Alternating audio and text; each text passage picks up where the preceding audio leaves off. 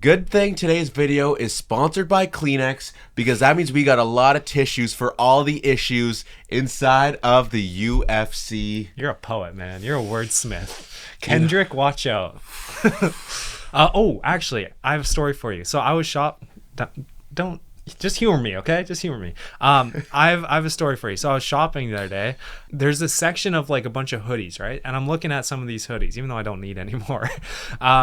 And I see this one, and it's like Kendrick 1. Are they allowed to sell that? And it was like merch, kind of, but it was like just some like no-name brand. So they're aura farming off of Kendrick at this point. I feel like if you actually walk around with that stuff, that's really lame.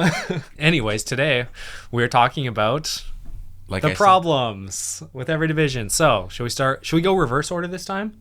Because we always do flyweight first. Yeah, we can go with heavyweight. All right, let's go with heavyweight. We're switching up on you today. Yeah, you guys never saw this one coming. With heavyweight, in my opinion... There's two. Okay, well, I'll say mine. There's no skill from the fighters past round 1. Mm-hmm. You know, like, even if they are a good fighter, let's say Cyril Gane, Marcin Tybura, Gaziev, like, I'd say these guys they have some level of... good skill in heavyweight. They can throw a punch, they can land a takedown. Not Cyril Gane, but after the first round, I just think that heavyweight falls off a cliff. Yeah, they just don't have the stamina for it. And I know this isn't some revolutionary take or anything, but in my opinion, that's like the most annoying thing as a fan watching. You know that if it's not like this big first round KO, it's probably going to be pretty boring. Yeah. You know, they might land some big shots and you're like, whoa, he's about to get finished. And then they'll be, they just can't run after him. They're too tired. Yeah. So that's my... This is a division where it's tough to pick one. I want to give an honorable mention to the mess at the top with Tom and John Jones. Mm-hmm. Like, that's obviously, we've talked about that a trillion times before. Yeah. My biggest issue with it is, like, the lack of depth. Like, once you get past, honestly, like, you have maybe, like, 6 good heavyweights, and then the rest are just terrible, you know? Maybe not terrible, but they're bad. Yeah. They should not be ranked. And then you have, like, the guys who are, like, they're a little more entertaining at the bottom, like Nchuku, Teixeira, Parkin. People have been calling those guys the big 3, I've heard. And Teixeira's like, F the big 3. It's just big me. But, like, realistically, like, the depth in the division is so bad, and especially when you only have 30 fighters. Like, you take a guy like Bahamondez, Ribovics, Jalen Turner. Sorry, not Jalen Turner. Joel Alvarez. He's retired. Yeah, Joel Alvarez. Those guys are not ranked in lightweight, probably the deepest division. You chuck them here, skill-wise, they're top. They're probably more skilled than Cyril Gane. Yeah. But I mean, that's also heavyweight, so you're comparing apples to oranges, but just there's no depth. Guys like Tai Tuivasa, Derek Lewis, Spivak. I mean, what? I think lightweight has 100 plus fighters, and this only has 30. So yeah, it's just not even comparable. I don't know what the UFC is doing, not signing these big guys and cutting heavyweights. Like, they've cut more than just Rosenstrike in this division, and it just doesn't make sense to me. Like call up some heavyweight wrestlers. Maybe there's just not. Yeah, maybe there's just not like demand for it. Maybe people are like, I want to be 265 pounds. They're like, yeah. Because they'll be, if they're an athlete who's 260 pounds, they're going to be in the NFL. Yeah. Or some other sport. Yeah, they'll be college football players. Yeah, like MMA is not your first choice as a tall person. Well, 265 is also a weird weight because, like, big guys in the NFL, they're 300 pounds, you know? Yeah. So it's like, it's a weird weight, and it's like... That's crazy that they're 300 pounds. Oh, yeah, and they move huge. So good. Yeah, like, I bet you if you trained some of those college or NFL heavyweight guys, they could be better than lots of these heavyweights. Yeah, I mean, Gable Steveson, his illustrious, I mean, his NFL career with the Bills, and then he went to WWE, was terrible there. Yeah, but you got to start them younger. Back to collegiate wrestling, losing in the finals. Okay. All right, moving on to light heavyweight. What's your issue, Dylan, for this division? The old farts just holding up spots. You know, we got a few too many guys that are just old and have no, like, they're just there for, like, they're either getting knocked out in round 1 or they're gonna go to the most boring decision. They got one round. The Smiths and the Menafields, you know, these guys, they're just old and they're not doing anything. They're just holding spots. I feel like it is more noticeable in light heavyweight than any other division when you have these old fighters who are like taking up these fight spots, and it's like this guy has no chance to ever become champion. I feel like, I don't know why, but I notice it the most in light heavyweight. You know, they're like, it's like, oh, Dominic Reyes title run starts now. No chance. But like, what do you do with a guy like Dominic Reyes? Yes, chance. What do you do with a guy like Alonzo Menifield? What do you do with a guy like Anthony Smith? What do you do with a guy like Johnny Walker? See, Dominic Reyes is like, if he was in bantamweight, he'd be Cody Garbrandt. Yeah. You know what I mean? Super chinny, but like can get massive KOs. Like that's Dominic Reyes. Yeah. And he's ranked pretty highly. You know, 11, probably could get another win. If he wins against Nikita Krylov, he's 8. But Anthony Smith, I saw him on the commentary desk. Like, this dude needs to start training for the GOAT, Zhang Ming Yang, because he's getting brutally slept. Yeah. And if he fraud checks Zhang Ming Yang, I will personally retire him. For my biggest problem with light heavyweight, it has to be the fraudulent contenders. You know, it seems like there's a lot of fraud activity going on in light heavyweight. First of all, you have Carlos Ulberg, which we've talked about more than enough on this channel, not having cardio, in my opinion. He's never going to have a chance to win against Ankalaev or Pereira or even Yuri Prohaska. And then you have Jamal Hill, who somehow became a champion. Again, that's total fraud, one off of an old Glover Teixeira. And then you have Jan Blachowicz, who is very old and shoulder surgery. He's still a good fighter, but you know, it's just mid now. Rakic, possibly the biggest fraud who stayed in the top 5 for so long in the UFC. And then you have, I would say Cleo Roundtree's like pretty legit. That's like the one guy who stands out to me. And then you got your Volkan Oezdemir, who's been kicking the block for like 10 years or like 12 years now. It's crazy. Johnny Walker, same thing. Like, he's never going to be champ. They're just all frauds in this division.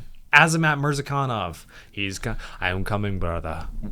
You haven't fought in 18 years, bro. You've just been chilling in the rankings. Yeah, he's farming the rankings, man.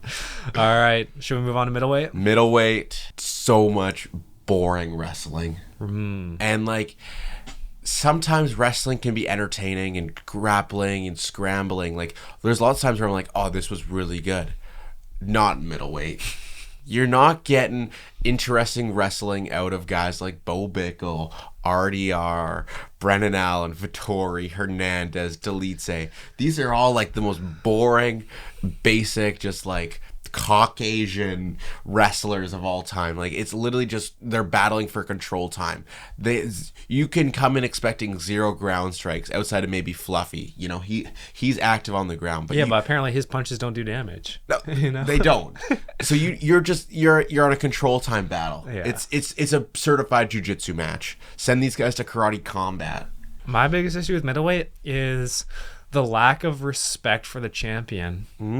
I feel like every other champion, even Bilal, as much as people hate him, they still give him respect now. Obviously Islam, Ank, Taporia, Merab. I feel like a lot of these champions have earned their way to respect. Like, even Merab, you know, you hate him when he becomes champion. Oh, why do you have to do Sugar like that?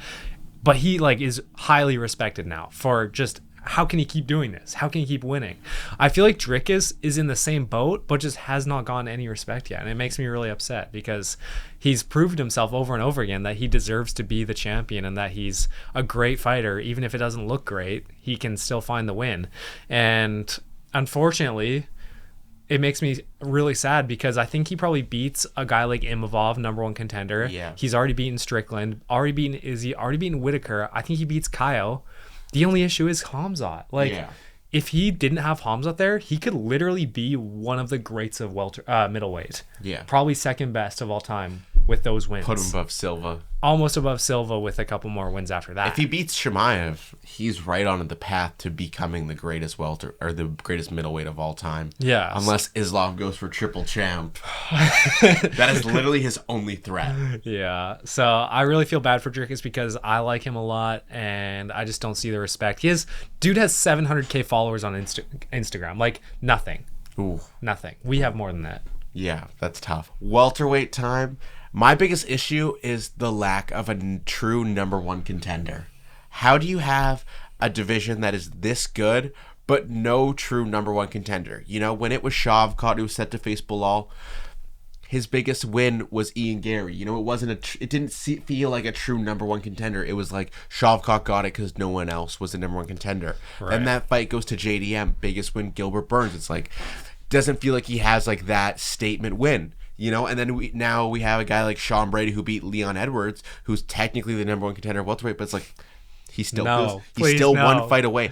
How do we have a division that is this good, but no true number one contender? Like we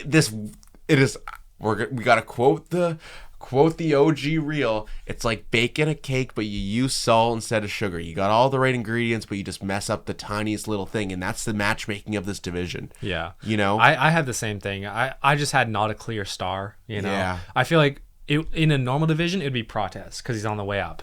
But you already have 6 guys that are 30 years old they're all younger than him, actually. Exactly. Protez is the old guy amongst the up and comers, being 31. I'm so mad that his fight's canceled. Oh, so dumb. But I'm hearing that he's gonna be the new Kansas main event against someone.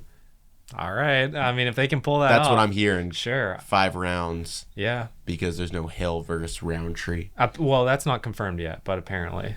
I heard that it was canceled now. I haven't checked Twitter this morning, but I really hope he gets. They said they have something big for him. I would love a Gary fight. I think that's a good matchup for him. I think Buckley would be really interesting. I think Buckley's tough for him. I know, but the problem with Gary is I don't think he's going to take another short notice fight. Yeah, he said, bro, I'm done losing. Gary versus Protez doesn't do anything for Gary. Not really, yeah. You know? Fights down again. Give him Stephen Thompson, you know? They could. I don't think Thompson can cut. He's 41. Yeah. Cut on short notice? I don't know about that. It's not like it's like you still have 2 months is the thing. True. It's the end of May. I think it's May 29th. Really? I swear that's when Kansas is May 29th. Well, maybe. Maybe it's May 2nd. Yeah, it might be May 2nd or something. It's either May 2nd or 29th. But I think the May 2nd card is Des Moines, Iowa. Yeah, so I think it's end of May. So you'd have 2 months. Yeah. Realistically, any of these guys could make it. Mm-hmm. Hopefully Protez's camp doesn't get too messed up, though. Or I even saw Protez versus MVP. Yeah. Again, like MVPs, does he deserve that? I don't know. I mean, he beat Shara. Yeah, that's true. But, yeah. I don't know. I just want Protez to win, bro. Exactly. I just want him to win. All right, lightweight time. This isn't like a big issue, I mean, necessarily right now, but come a year, 2 from now. Just the aging stars is my biggest issue, because eventually it's going to be within a year, 5 or 6 guys are all going to be gone, is the issue too. And like, you look at the rankings, it's an old average age, you know, Charles, Gaethje, Holloway, Poirier, Hooker, Chandler. Yeah, I swear, wasn't the average age of lightweight like 35 or something, like 34? You even go a little bit lower, guys like Darnouche, Moicano's not getting younger, like. Yeah. Even Fiziev, like, he's not super young anymore. Realistically, you lose your top 10 in a year. Yeah. Outside of Armin. Yeah, that's true. Then Patty just slots right up to number 2. Perfect. Yeah. My biggest issue with lightweight was the fact that everyone doesn't want to fight Ilya. Mm-hmm. Just get this man booked to fight. He's been out for too long at this point. I don't need him pulling a McGregor and ruining the prime of his career. So that's there's not much more to say, because there's 2 options. It's either, at this point, it seems like it's either Charles or Islam for him. Yeah. It's just so weird. And I think both those are great fights. Like, I think both those are going to be bangers. Both those are legendary. Yeah. Like, the Charles fight would be cinema. It'd be so good. No, but I couldn't watch him knock out another. If he knocked out Charles, Max and Charles back to back. Well, and Volk. Yeah. How is this guy not the biggest villain in the UFC? He would be. 100%. Like, he'd have to play it up too. Yeah. Like, he changed his nickname again to El Villana. The villain isn't bad, actually. No. The villain or something. Ilya, the final boss to Poirier. Yeah, he's going to change it to something more cringe every time he wins. Yeah. La Leyenda. All right. Featherweight time. Biggest issue. People are going to scream at me. The potential of Volk becoming champion. That's crazy, dude. Because you have a division who just lost 2 of its 3 biggest stars, you know? It's in a rebuilding process, you know, and there's prospects to come in and rebuild this division, all right? But you're going to have this period, this little 2-year lull, in between when Gene Silva's going to be champion, okay? And he's just going to be dominant there. This dude. All right? But you had Ilia Topuria kind of leave the division being like, I'm too good for featherweight, you know? I did everything I needed to. 1 title defense, 2 championship wins, go to lightweight. He brutally knocked out an old Volk. You know, he knocked out Volk. So then, I don't want to say it was light work, but it wasn't a grueling match. You know, Volk title fights have all been 5-round decisions. Grinders. Yeah, you know, so just to go out there and 6 minutes into a fight, knock him out, you know? Volk to then become the next champion after it just puts it's like Ilia left and it's just he was that much better and featherweight is now down here with Volk. It's like, oh, it's a B tier division now. It's a B tier champion. You know, it's basically heavyweight at this point, you know? Yeah. I think for my biggest issue, it was going to be Topuria vacating. And I still think like overarching, that is still the biggest issue because it just has thrown a spanner in so much of, you know, the Volk defense. If it could have been Topuria Volk 2, then you could have done the Lopez Movsar 2 for the number 1 contender spot. Yeah. And then everyone would be happy, you know? So I feel like Topuria leaving is the biggest issue. But since you already talked about that, I'll talk about, I think Max Holloway leaving is actually the second biggest problem because he's always been that guy who takes up the new up-and-comers like a Lopez, like a Movsar, like in the future, a Lerone Murphy or Gene Silva. Now, you don't got that guy anymore, you know? None of Diego Lopez isn't proven. Movsar isn't proven as like a gatekeeper. Yeah, you're going to feed him all through Ortega. Exactly. And Ortega's like, oh, he's mid now. So I think Max Holloway low-key ruined the division a little bit for like that top 5, you know? And I also think, like, call me crazy, if Max Holloway would have played his cards right, he could have been champion again. If he would have waited to leave and face Diego Lopez, I think you just run Volk versus Holloway. Don't say 4. that. But I think he would have beaten. Like, he has a good chance to beat Volk now because Volk's chinny, and I think I would have picked him over Lopez. Like, I think that's pretty clear. Just the cardio and the defense of Max. Like, Lopez ain't chinning him. No, come on. Moving on, bantamweight time. My biggest issue is just within a few months span how we went from there's a lot of great prospects to no legit up and coming prospects. It's like that meme where the fire's all around and it's like everything's fine. That's bantamweight right now. It is not okay. Like, you look at the rankings, the up and coming guys, there's not really anyone outside of Song Yadong and Umar and Farid Basharat, my goat. Yeah, well, you have Farid Basharat as the top bantamweight prospect now, but within the last couple months, Jared gone, like, not gone, but he lost. Talbot lost.